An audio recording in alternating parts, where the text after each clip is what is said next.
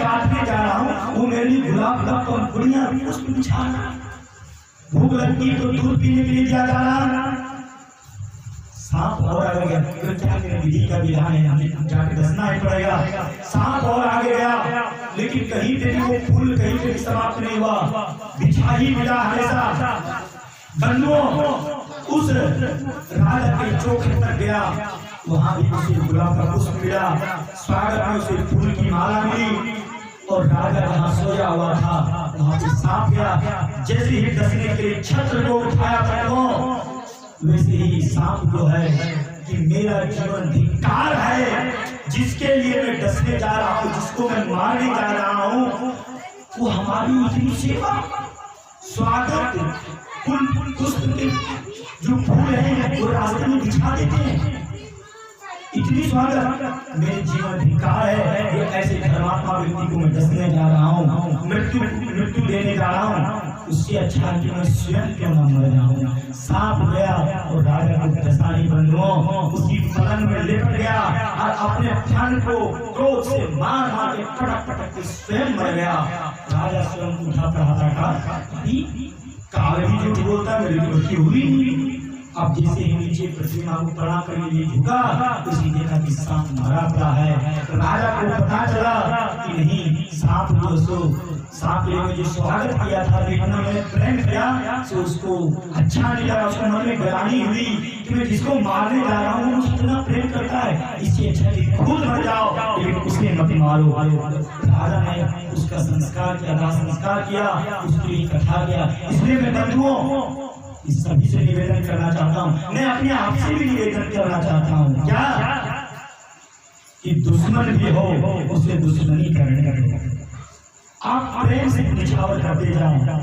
आज दुश्मनी करेगा, कल करेगा, परसों करेगा, नरसों करेगा, 1 साल करेगा, 2 साल करेगा, तीसरा साल उस मूर्ख को जरूर समझ में आएगा कि बताओ जिसके पीछे मैं दुश्मनी करता हूँ वो तो हमसे प्रेम करता है। सबसे ज्यादा मूर्ख नहीं हूँ जो मुझे कुछ भी समझ में नहीं है, जो प्रेम करे मैं उससे दुश्मनी करता हूँ।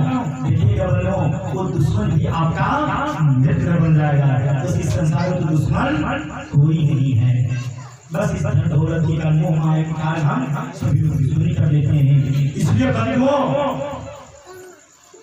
प्रेम भी ऐसा करो, ऐसा उसमें प्रेम जो दुश्मनी मित्रता में बदल जाए। बंधुओं आज राजा परीक्षित के समय में वो कलयुग आ गया। राजा परीक्षित ने कहा कि तुम मेरे राज्य से निकल जाओ, मेरे शासन में तुमने ऐसा निंदनीय काम किया है, तू तो मेरे शरण में आ गया, मुझे तो मृत्यु दंड नहीं दे सकता, इसलिए मेरे राज्य से निकल जाओ।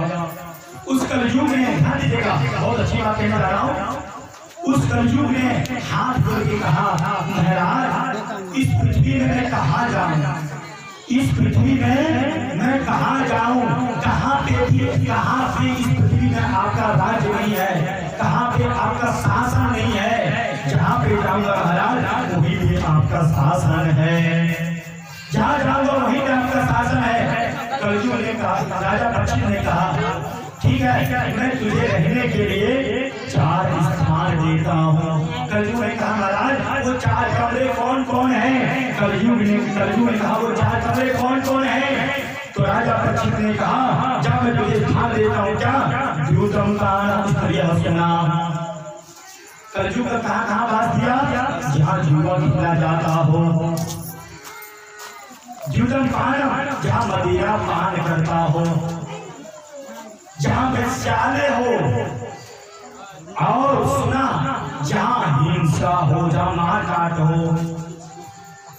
कलयुग जब ये स्थान मिला तो कलयुग नाराज हो गया। राजा परीक्षित से फिर निवेदन किया, बोला महाराज हे राजा आप राजा हैं, आप पूरे प्रजा के पिता हैं, मैं आपसे प्रार्थना करता हूँ कि सब कमरे जैसे दिए ठीक है, लेकिन कोई अतिथि आता है तो उसके लिए एक रूम तो अच्छा रहना चाहिए ना स्वागत के लिए, इसलिए आप एक कमरा मुझे कोई अच्छा सा दे दीजिए।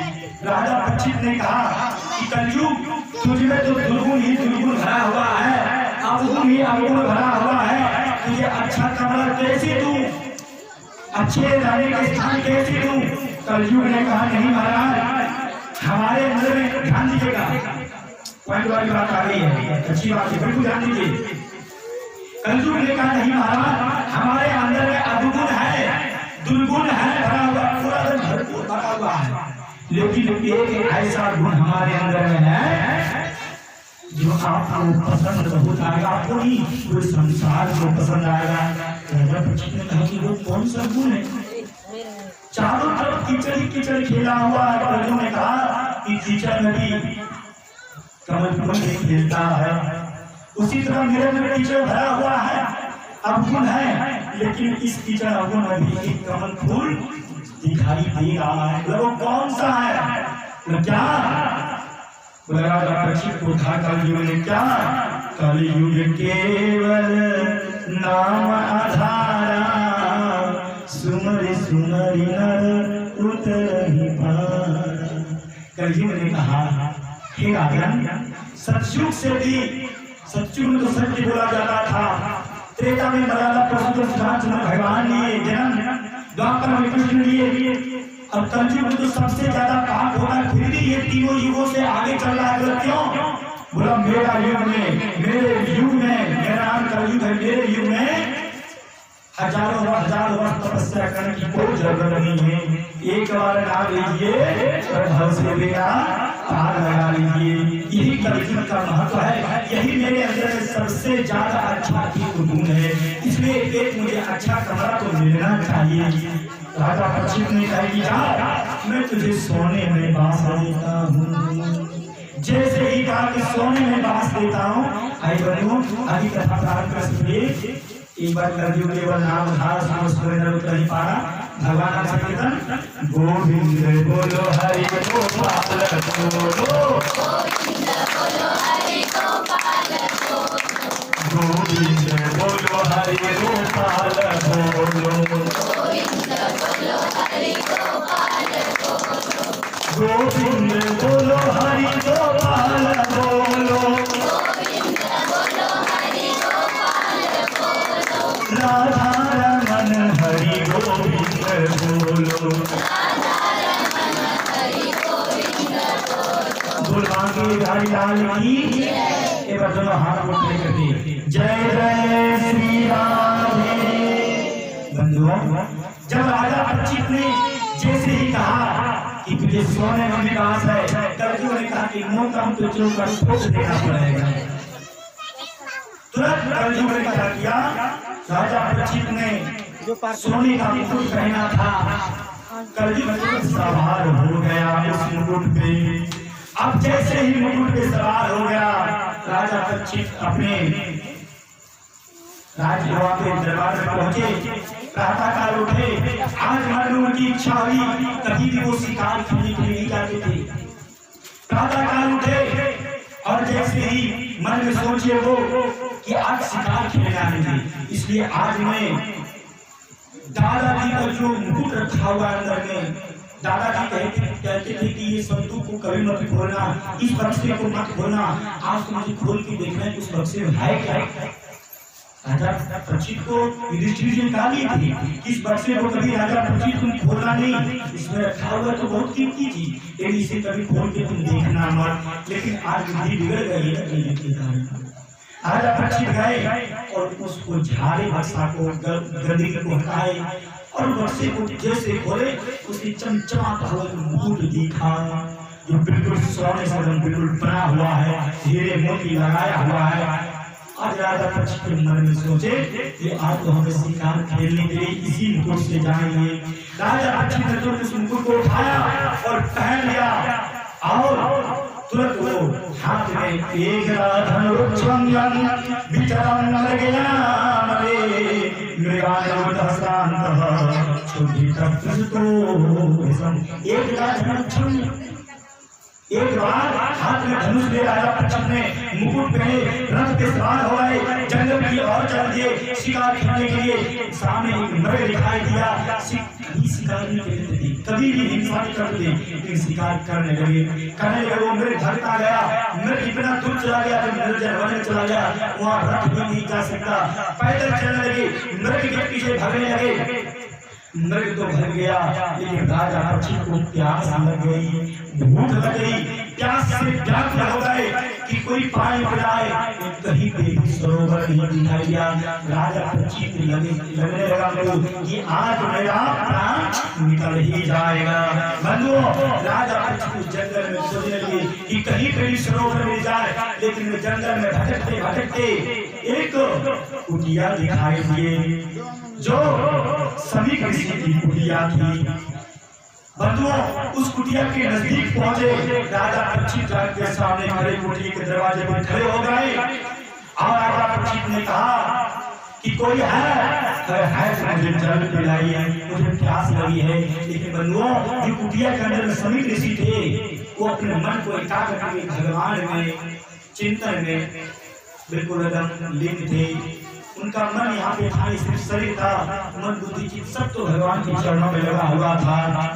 कुछ भी पता नहीं चला उनको कि मेरे कुटिया के सामने कोई आया है। राजा पक्षी ने कहा कि ये ढोंगी है, ये ढोंगी है, ये झूठ का तपस्या कर रहा है। क्यों? क्योंकि इसे लग रहा है कि ये राजा है, अगर मैं आँख खोलूंगा कि इसकी सेवा करनी पड़ेगी, ये मुझे पानी नहीं पिलाना चाहता है, मैं राजा हूँ। आज अहिंकार आ गए। क्यों? क्योंकि सोने का मुकुट पहना है और कलयुग जो बुद्धि भ्रष्ट कर रखा है, इसलिए अनाप शनाप बढ़ रहे हैं। जो राजा पक्षी धर्मात्मा थे, बंधुओं, आज राजा पक्षी जो है क्रोध में आ गए, गुस्सा में आ गए, तो ये ढोंगी महात्मा है, इसे तो दंड लेना ही चाहिए। बंधुओं, कुटिया के बगल में एक सांप मरा पड़ा हुआ था, सांचे से बनाई गई। उस सांप को बांध के आगे के भाग से उठाए और उस सभी किसी के गले में लपेट दिया, बंधुओं, और राजा पक्षी वहां से चल दिए। और जब चल दिए तो अपने जब दरबार में पहुंचे और जैसे मुकुट को खोल करके दरबार से फिर अपने जब रूम पहुंचे शहर में, वो अपने मुकुट को खोल के जैसे ही मुकुट खोला और रखा, जैसे कलयुग तो सोने निकल गए तो कलयुग भरा। अब जैसे कलयुग भरा वैसे राजा पक्षी को बहुत भयंकर दुख हुआ कि हे भगवान, अब तो मुझसे बहुत बड़ी गलती हो गई, मैंने एक संत भगवान के अपराध कर दिया, मैंने ना जाने क्या कर दिया। वो बिल्कुल रोने लगे, रुदन करने लगे। इतने में बंधुओं, सभी ऋषि का पुत्र श्रृंगी ऋषि अपने मित्र के साथ में खेल रहा था। श्रृंगी ऋषि सभी ऋषि के पुत्र हैं। श्रृंगी ऋषि के मित्र ने बताया कि हमारे पिता के गले में एक अहंकारी राजा आया था और तुम्हारे पिताजी के गले में मरा हुआ सांप डाल दिया था। श्रृंगी ऋषि ने हाथ में जल लिया और कहा, हे मूर्ख राजन, मेरे बेटा को अपमान करने वाले, मैं तुझे श्राप देता हूँ कि आज से लेकर के 7वां दिन तुझे तक्षक नाग डसेगा।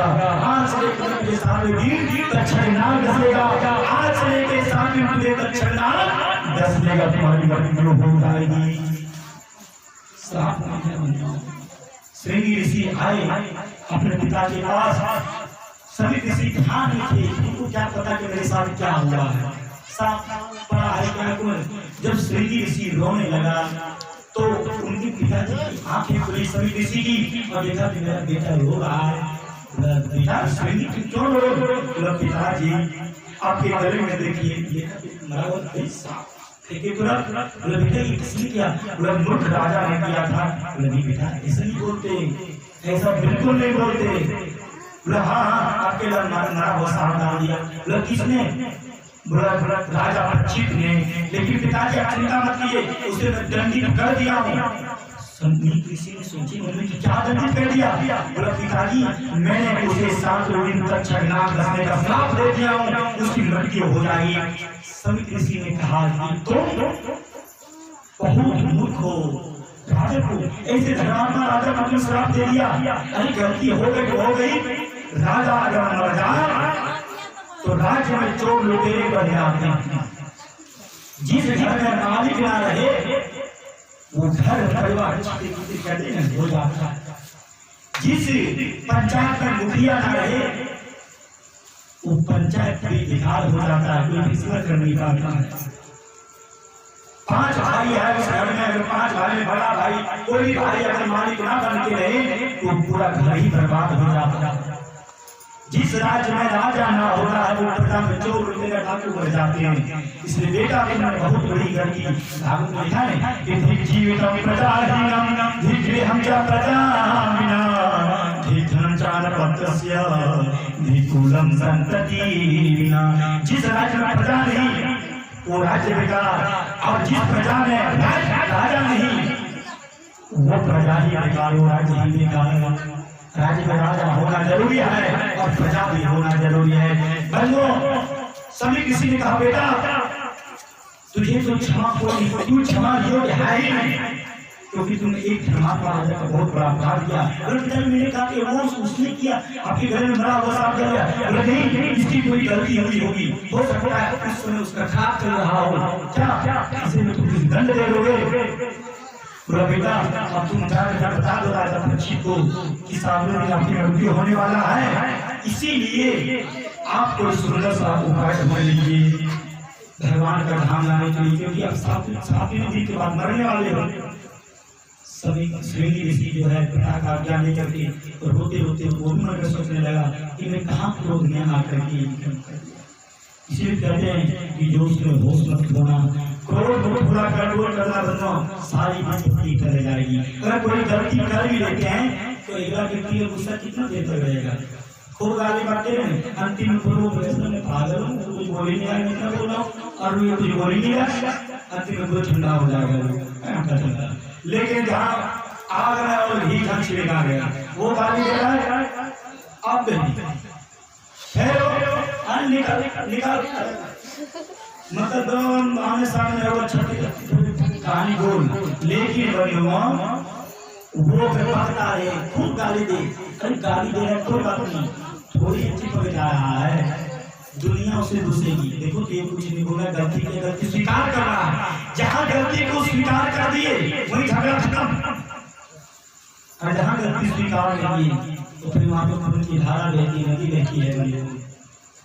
आज जो है श्रृंगी ऋषि माफी मांगने के लिए जा रहा राजा पक्षी, लेकिन श्रृंगी ऋषि बताने से पहले राजा पक्षी जो है अपने दरबार में आए और दरबार में तुरंत घोषणा कर दी मंत्री को कि अब जिसको राजा बनाना है बनाओ। मेरा 4 पुत्र है, 4 में सबसे बड़ा जो है बड़ा पुत्र का नाम है जन्मजय, मात्र 5 साल का है, मैं उसी आज से राजा बनाता हूँ सिंहासन पे, अगर आप लोग इजाजत हो। प्रजा से पूछा महाराज तो आप क्या है? बोला अब मैं यहाँ पे नहीं रहूंगा, क्योंकि मैं संत का अपराध किया हूँ, इसलिए मैं चाहता हूँ कि वनवास काटूं, जब तक जिंदा रहूंगा फिर जाऊंगा। अभी पता नहीं उनको दक्षिणा कसने का साथ मिला है, वो पहले ही सोच लिए कि अब मुझे राज्य करना है। अरे जो संत का अपराध करे वो राजा नहीं सीखता है। राजा पक्षी मन में कुछ सोचे और तुरंत राज कर दिया अपने पुत्र को जन्मजय को। राजा पक्षी निकल चले, कुछ भी नहीं कोई निकलता घर में रहना है, अब वृंदावन निकलना, विद्यापन है, साधु संत बनना है, ये कह के निकलता है। लेकिन बस अच्छा बक्सा बोली लेते खर्चा करेगा नहीं पड़ेगा, अरे पूरी बना देना। अरे भाई घर परिवार छोड़ के जाओ तो तुझे लौटा पैसा की जरूरत क्या है? राजा पक्षी ने एक हाथ कमंडलू भी नहीं दी, चल दिए। इतने में आ गए श्रेणी ऋषि, बोला राजा मुझे क्षमा कर दिए। राजा पक्षी ने कहा नहीं आपको क्यों क्षमा करूंगा? बोला प्रभु मुझसे गलती हो गई। तो क्या? बोला मैं आपको श्राप दे दिया हूँ कि आज से 7वें दिन मुझे तक्षक ना कसेगा और आपकी मृत्यु हो जाएगी, मुझे क्षमा कर दिए। राजा पक्षी ने कहा नहीं आपने मुझे श्राप नहीं दिया, वरदान दिया। देखिए बंधुओं, जो अच्छी सोच वाले होते हैं आप बुरे दिखेंगे ना तो उसमें अच्छाई दिखेगी, और मुझमें जो आपको अच्छाई कुछ दिख रही है तो मैं अच्छा नहीं हूँ, आप अच्छे हैं इसलिए मेरे अंदर अच्छाई आपको दिख रही है। मेरे अंदर तो कूट के पाप भरा, पाखंड भरा, छल भरा है, मैं तो नास्तिक हूँ। अगर मुझमें मेरे अंदर अगर अच्छाई आपको दिख रही है, कथा अच्छी लग रही है, श्लोक अच्छा लग रहा है तो मैं अच्छा नहीं हूँ। हमारे अंदर ठाकुर जी बैठे हैं, वो ठाकुर जी का हवा है और आपके अंदर वो अच्छाई है, ये हमारे अंदर की अच्छाई दिख रही है। बंधु राजा पक्षी ने कहा नहीं आप मुझे 7वें दिन दक्षिण नाग कसने के जो श्राप नहीं है सो श्राप नहीं है, वो वरदान है। बोला कैसे? बोला कोई व्यक्ति कह सकता है कि मैं कल तक जिंदा रहूंगा, कोई व्यक्ति कह सकता है कल तो बहुत दूर की बात ये आधा घंटे के बाद मैं जीवित रहूंगा, कोई भी नहीं कह सकता। अच्छा मुझे सोच के देखिए जो ये श्वास निकल रही है, बाबा मैं निवेदन करता हूँ भैया ध्यान दीजिएगा, मैया ध्यान है बेटा बंधुओं, ये जो श्वास निकल रही है ये आ रही है, मानो कि आई, ठीक है, लेकिन जब निकलती है और कहीं आई नहीं तो फिर क्या हो जाएगा? घंटा बजेगा ना, राम नाम सब लोग कसते हो गए। आज एक चीज बहुत अच्छी लगी, आप लोग सच्चे श्रोता हैं। कल तो मुझे आरती गानी ही नहीं पड़ी, कल आप लोग खुद गा दी आरती। पुष्पांजलि में मुझे गाने जरूरत नहीं पड़ा, खुद पुष्पांजलि बोल ली। जयकारा बोलने से बोलते जाए नहीं, मुझे बहुत अच्छा लगा।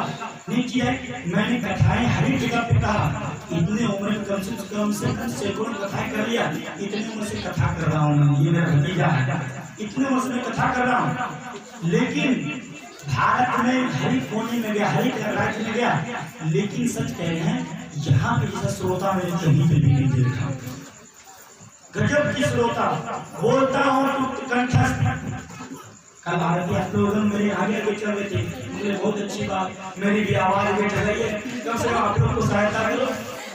दो जगह कार्यक्रम चल रहे हैं मेरे, तो आवाज मेरी जो है गोविंदाई न बोलना, तो श्रोता भी आप लोग अच्छे निकले, मेरी आवाज जहाँ निकले श्वास निकलती तो वहाँ आप लोग आते थे, बहुत अच्छा लगा। बंधुओं, राजा परीक्षित ने कहा कि आपने मुझे साफ नहीं बता दिए। कोई व्यक्ति कह सकता है कि मैं कल तक जीवित रहूंगा, कोई कह सकता है कि मैं घंटे बाद एक सेठ जी थे, आए ड्यूटी से और खाना खाए और लेटे, पंखा घूम रहा था, एसी भी चल रहा था, मन में सोच रहा था कि प्रातः उठते ही कोलकाता में जाके सबसे पहले नाश्ता करना है और वहां से उड़ेंगे दिल्ली में जाके दोपहर का भोजन करेंगे और वहां से उड़ेंगे रात्रि का भोजन डिनर मुंबई में करेंगे। फलानी जगह की फैक्ट्री खरीदना है, फलानी जगह कैसा करना है, करोड़ रुपया वहां पे इन्वेस्ट करना है, वहां से कितना पैसा आएगा, ये सोच ही रहा था कि कैसे करेंगे। इतने जो पंखा घूम रहा था वो गया गोविंदाय नमो। तो सोचा हुआ मनवा के पतिया मन रही गई रे से करनवा बेरी हो गई दी हमार। बंधुओं, सोच ली की गोदिया में खेली है होली लावा, सोच ली थी कि मेरे गोद में एक नन्हा सा बालक आएगा, लेकिन समय की बात है बंधुओं, बालक तो आ गया, गर्भ तो रह गया, लेकिन 9 महीना आने से पहले बिदागरी गिर गई। सोचती सोचती सोच रहा था कि फलाने जगह फैक्ट्री खरीदेंगे, यहाँ खरीदेंगे, वहाँ खरीदेंगे, लेकिन पंखा जो घूम रहा था, लटक रहा था, उसको भी लटका के ले गया।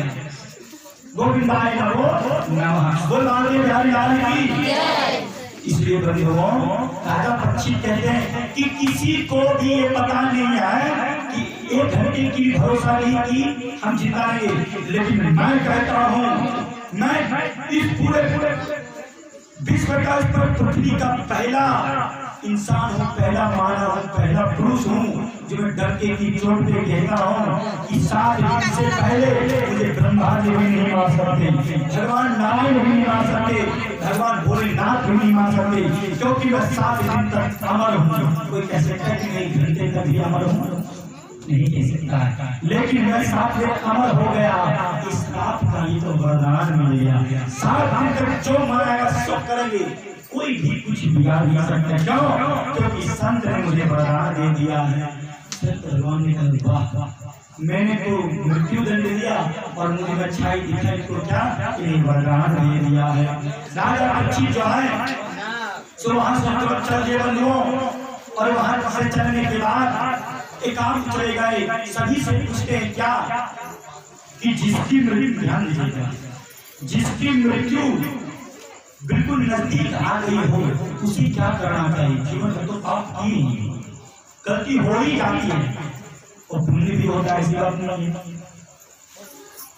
जिसकी मृत्यु निकट आ गई है, जिसकी मृत्यु जल्दी होने वाली है, वृद्धावस्था आ चुकी है, ना जाने जीवन में कितने पाप किए, लेकिन जिसकी मृत्यु निकट आ जाती है उसे क्या करना चाहिए। राजा परीक्षित का एक ही सवाल, एक ही प्रश्न, क्या कि जिसकी मृत्यु निकट आ जाए उसे क्या करनी चाहिए। क्या दान करनी चाहिए, क्या कथा सुननी चाहिए, क्या सत्संग करनी चाहिए, क्या भजन करना चाहिए। बंधुओं, एक बार की बात है, एक सेठ जी थे, एक सेठ जी थे, वो महाकंजूस, बहुत ज्यादा कंजूस। अब क्या हुआ कि पड़ोसी जो थे बोले, सेठ जी मैं तो माँ का 1000 की पति हूँ, आप तो करोड़ों का पति है, 1000 पति भी लाके मैं 500 1000 2000 दान कर देते हैं, आप तो करोड़पति हैं, आपको तो सिर्फ 1 रुपया दान कीजिए तो। लेकिन कल वो जो सेठ जी थे कि भगवान आपसे मैं प्रार्थना करता हूँ, भगवान ने कहा कि आप चाहते हो, बोला ऐसा पड़ोसी हमको फेंका जाने ना मिले जो बार बार आपको कहता है कि दान करो दान करो, दान क्यों करो। सेठ जी की पत्नी भी कहती है कि सेठ जी आप बताइए दान करो, अरे ज्यादा तो थोड़े गंगा जी है, मात्र 10 किलोमीटर 12 किलोमीटर है, आप जाके दान कर लीजिए, गंगा जी स्नान कर लीजिए। बोला वहां जाएंगे पेट्रोल खर्चा होगा, 12 किलोमीटर कम होता है क्या, और वहां जाएंगे पंडा वहां घेरेगा, पंडा तो छीन ही लेगा, नहीं देंगे तो। अब बंधुओं, पत्नी ने कहा कि आप चले जाइए, अरे क्या आप इतने धनी होकर के भी आप ऐसे करते हैं, बहुत पैसा आपके पास है, चुप रहो, चोर लगाओगे मेरे पीछे, पत्नी होकर कैसे बोलती हो। भगवान से प्रार्थना किया, हे भगवान ऐसी पत्नी को फिर नहीं देना मुझे, जो दान करने के लिए करे। अब पहले पड़ोसी का था, पत्नी अब तो ना से बैठे पत्नी को भी विदा देने लगा। सेठ जी ने फिर गुस्सा से आया और कहा कि मैं ठीक है गंगा जी नहाने जाता हूँ, बारिश में जाऊंगा, पेट्रोल खर्चा हो जाएगा, मैं कैसे जाऊँ, पैदल जाऊंगा, ठीक है पैदल जाऊँ। अब पैदल वो चल दिया, अब वो गंगा जी तो पहुंच गया, इन सोचा कि जहाँ पंडा लोग रहता है वहां पर नहीं जाएंगे, ऐसा पहले दक्षिणा दो फिर स्नान करो, इसलिए कहाँ पे जाए। तो सोचा मैंने कि एक जगह ऐसा है जो खाली रहता है, कभी कभी वहाँ पे लोग रहते हैं, कहाँ मुर्दा घाट, वहाँ पे जाना नहाएंगे, वहाँ पंडा रहता ही नहीं है, कभी कोई यहाँ से जब विदा के रहता है तो वहाँ पे भरता है। स्मशान घाट में गया, देख अच्छा होता तो है तो नहीं पंडा लोग, ये तभी तो दक्षिणा मांगेगा तो कैसे छीन लेंगे, नहीं लेंगे छीन भी लेगा। अब बंधुओं, आप देखा कि कोई नहीं है, अब फटाक से कपड़ा खोला कि कोई आम आ जाए, तुरंत कपड़ा खोला और गंगा जी गंगे निकला, पूरा एक ही डुबकी लेने, दूसरा डुबकी कहीं आम आ जाए। हाँ, जैसे ही डुबकी लगाए जैसे शंकर भगवान ने देख रही थी दक्षिणा के दर से पंडा के दर से ये मेरा घाट में आकर स्नान निकल रहा है। भोले बाबा भी तो हल करने वाले, वो भी मजाकिया टाइप के हैं, वो भी मजाक करते हैं। भोले बाबा ने कहा कि आज इस भक्त के साथ में मजाक हमें करना ही चाहिए। भोले जैसे ऐसे की हालत बदल करके उठे, जैसे पीछे से जजमान की जय हो, जजमान की जय हो, जजमान की जय हो। पंडा ने सेठ जी ने देखा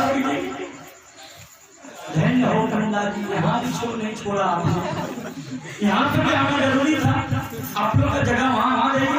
बोला नहीं जजमान मैं तो यहीं पे रहता हूँ श्मशान घाट में। बोला पंडा जी आप यहाँ पे भी नहीं छोड़े। बोला तुम कहीं नहीं छोड़े तो मैं क्यों छोड़ूंगा।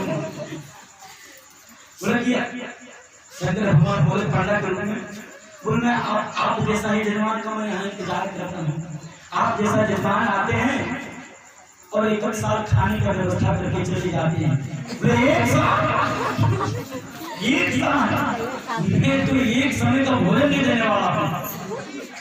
शंकर भगवान को अंदर अंदर हंसे, बोला कि नहीं जजमान आपको तो देना पड़ेगा, कुछ तो देना पड़ेगा, गंगा जी का फल तो तभी देगा, कुछ तो देना पड़ेगा। सेठ जी ने बोला कि कुछ है ही नहीं, देखो पैदल आया हूँ। तो सेठ जी घर आए, बोला सेठ जी लोग कहते क्या मैं बहुत गरीब हूँ। बोला कि यहाँ पे आए तो सभी लोग देते हैं, आपको देना ही पड़ेगा। तो सेठ जी ने सोचा कि नहीं देंगे तो पता नहीं क्या करेगा, हट्टा करता देखने लग रहे थे भगवान। तो देना ही पड़ेगा, एक समय का नहीं और एक समय का भी भोजन नहीं। बोला कितना? बोला एक कोड़ी देंगे। बोला ठीक है एक ही कोड़ी देंगे।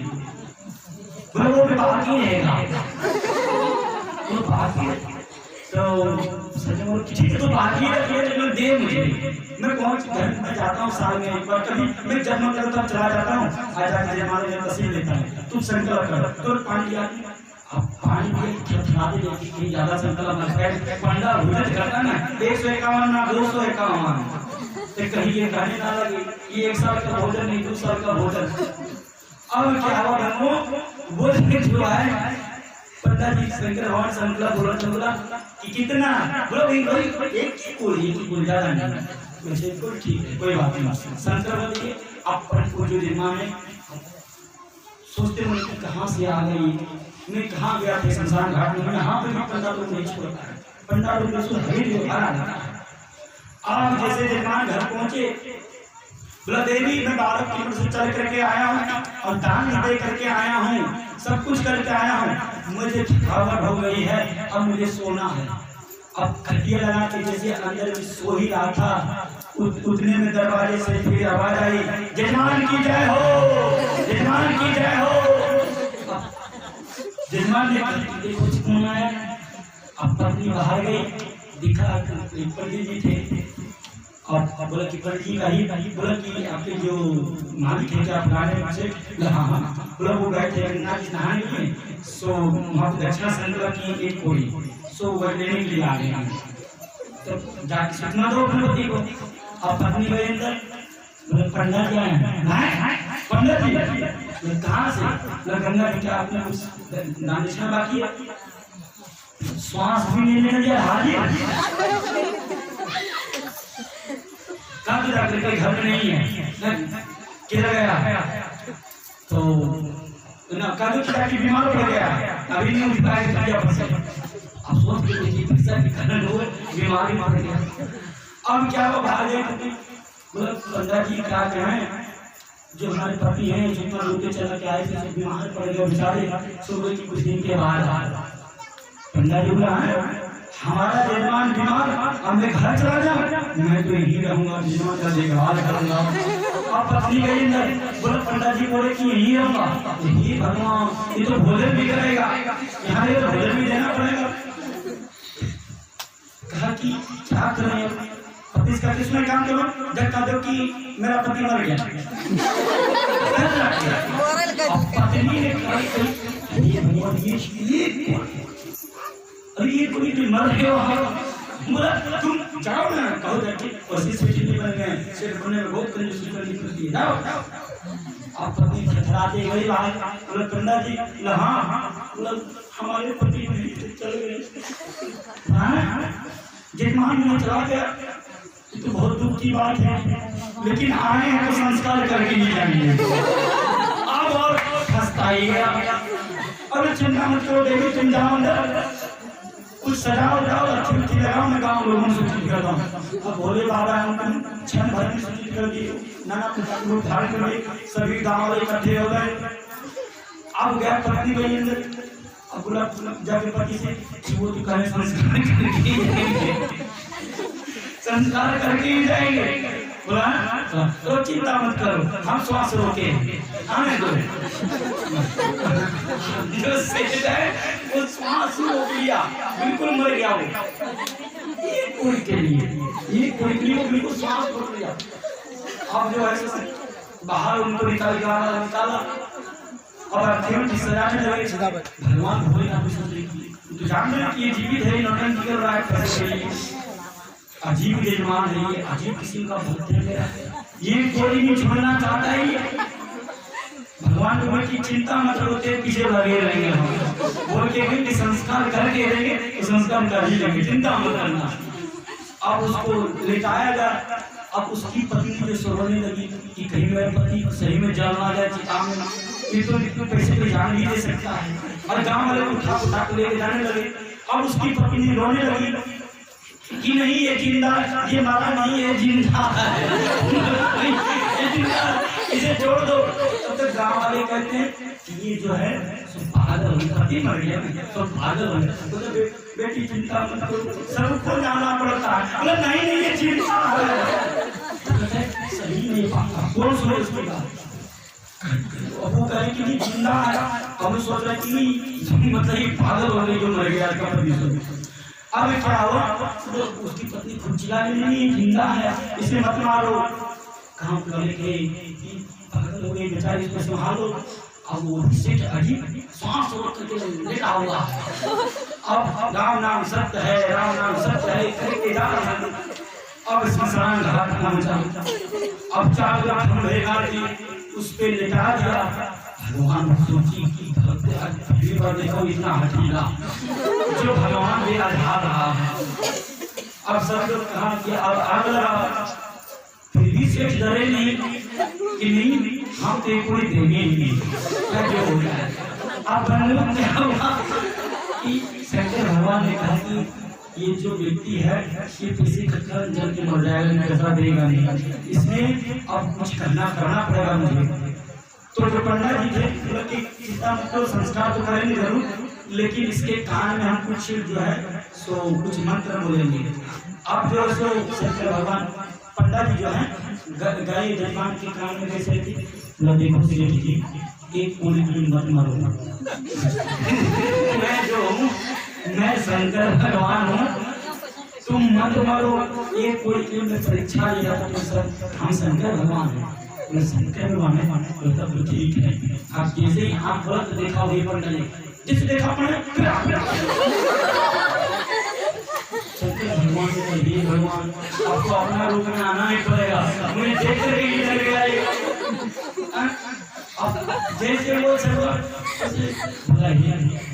अच्छा काम देख लो, मुझे अपनी दृष्टि से दिखाए। तो सेठ जी ने प्रणाम किया शंकर भगवान को। तो शंकर भगवान ने कहा कि देखो मैं तुझे वरदान देना चाहता हूँ। बोले नहीं तुम अंधा हो, बोला नहीं मैं वरदान देना हूँ। तो बोले कि वरदान यही दे दो। सेठ जी बोले कि वरदान यही दे दो। बोला क्या? बोला मैंने जो दिया है वो पूरी वो माफ कर दो। मैंने माफ कर दिया, तू जा। खड़ा और घर चला गया।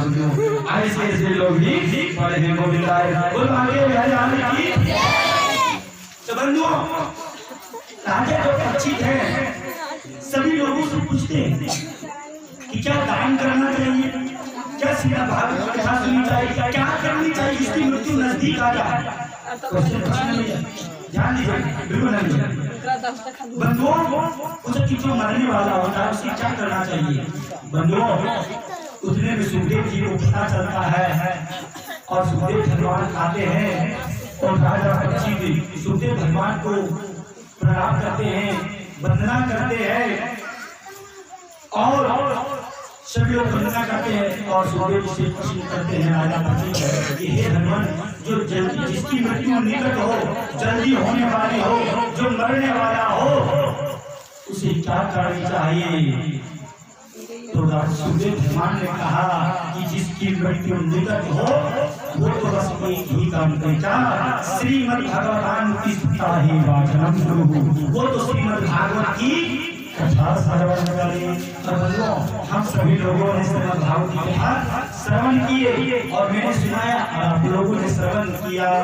इसलिए बंधुओं जिसकी मृत्यु निकट हो उसे श्रीमद् भागवत की कथा श्रवण करनी चाहिए। श्रीमद् भागवत की कथा बिल्कुल सभी लोगों को सुनना चाहिए, क्योंकि श्रीमद् भागवत की कथा इसकी कोई कथा नहीं है। ये श्रीमद् भागवत कहते हैं कि 4 वेद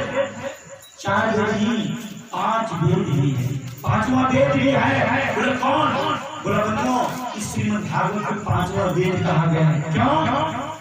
गाते नाती में ये अमर ग्रंथ ये मुक्ति पंथ ये पंचम वेद निराला नव ज्योति जगाने वाला, इसे 5वां वेद कहा गया है। बंधुओं हमें मानव जो मिला है, नर्क मिला है, बार एक ही बात कहता कलयुग केवल नाम आधारा सुमरि सिमरि नर बंधुओं इस कलयुग में भगवान का नाम लीजिए, गुरु की सेवा कीजिए, संतों की सेवा कीजिए और वो सेवा होना गाय की सेवा बहुत जरूरी है। अपनी गाय और पराई गाय मत देखना, किसी की भी गाय अगर आजा दरवाजे पे उसे पानी पीने दे देना, कुछ हो घर में तो खिला देना। गाय की सेवा जरूर करना बंधुओं, और गाय को माँ है वो जननी है, वो हमें अमृत देती है। बंधुओं, मानव जन्म मिला है, कथा सुने, सत्संग सुने, संत पुरुषों के वचनों पे विश्वास रखे, कहते विश्वासों फल आएगा। बंधुओं, सबरी मैया ने भी गुरु के वचनों पे विश्वास रखा था। ध्रुव ने गुरु के चरणों पे वचनों पे विश्वास रखा था। प्रहलाद ने भी गुरु के वचनों पे विश्वास रखा था।